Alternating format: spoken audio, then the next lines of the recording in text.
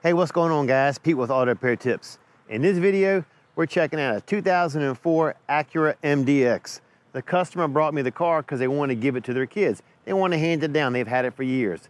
It's got like 250,000 miles on it, but these cars last forever. But it has some safety issues they were concerned about. So in this video, I'm going to give you some tips on what to look for. So when you're out looking for a car for your child, you'll know what you're looking at. All right, guys, let's get into the video. Hey guys, I want to take a second and thank the sponsor of this video, GAC Automotive. Their family's been doing automotive repairs for over 76 years. I'll put a link in the description below to their website so you can check them out. All right, let's get in the car and let's take it for a ride.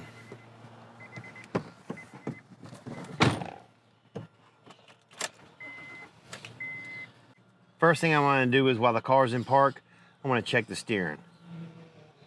All right, immediately I hear a roar and the steering wheel is really jumpy. So let's go for a drive, see how it does.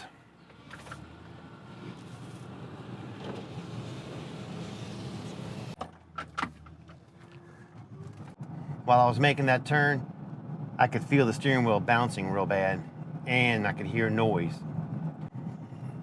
While applying the brakes, I can hear brake grinding. Let me take it back and get it up on the rack before I go any further. And let's see what we got. This is the power steering reservoir. I'm gonna pop that lid off and take a look in there. I'm not sure if you can see it or not, but the fluid level is just about empty. So we're definitely having a leak somewhere. This is your power steering pump. And if you look right up in here, you can see power steering fluid. Might be coming off this line. There's fluid everywhere. So that's definitely one thing we need to look at. Checking the battery. The terminals are good and tight. There's just some corrosion on it. So we need to clean that off and put corrosion protection on it. Let me go ahead and check the oil. Oil is just black, needs an oil change.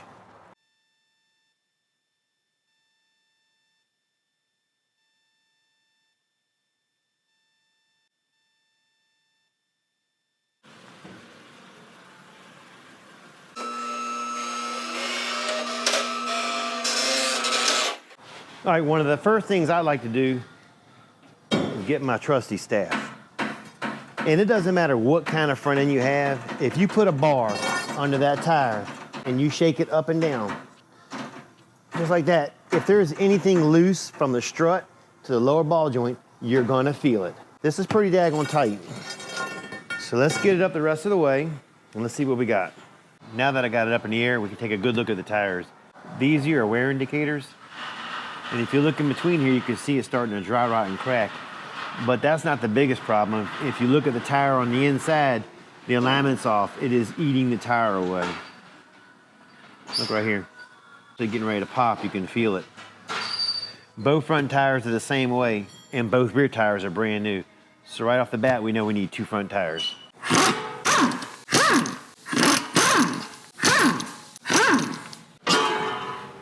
The pads are brand new and the rotors are old, so that's a noise that I'm hearing.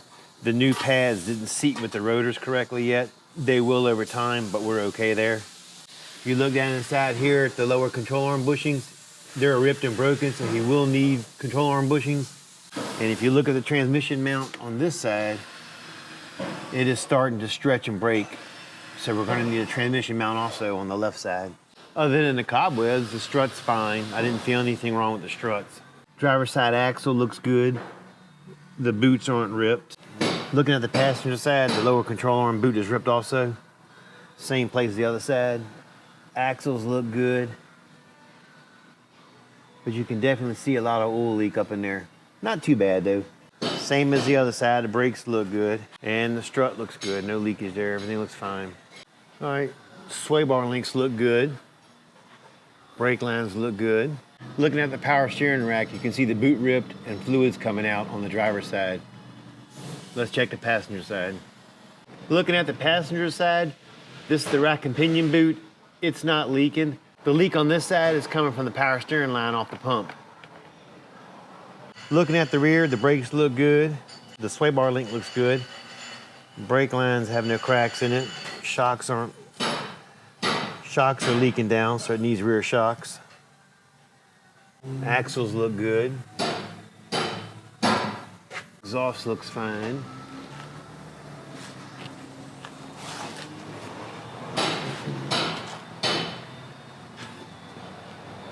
Rear end looks good, it's not leaking. If you look at the headlights, the left and right headlights are yellowed out. I'm gonna recommend replacing them because I know people show you all kinds of videos on how to clean it, but when you do, they don't last. You might get 6 months out of it.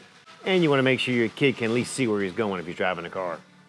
All right, after checking the car over, I came up with a list of things that needed to make it safe, starting with the headlights. They're yellowed out, they need to be replaced to give you good vision at night. Both front tires are worn slam out on the inside and a front end alignment. It's gonna need a rack and pinion, the left side boot is ripped, and fluid's leaking out. One power steering line on the right-hand side and rear shocks because the left side is leaking down. Once you fix these items here, this car is gonna be a great car to give somebody. Those costs of repairs are only about $1,800 to $2,000. There's no way you're gonna go out and buy a car like this for that kind of money. All right, guys, that's it for this video. Appreciate you watching. Catch you later.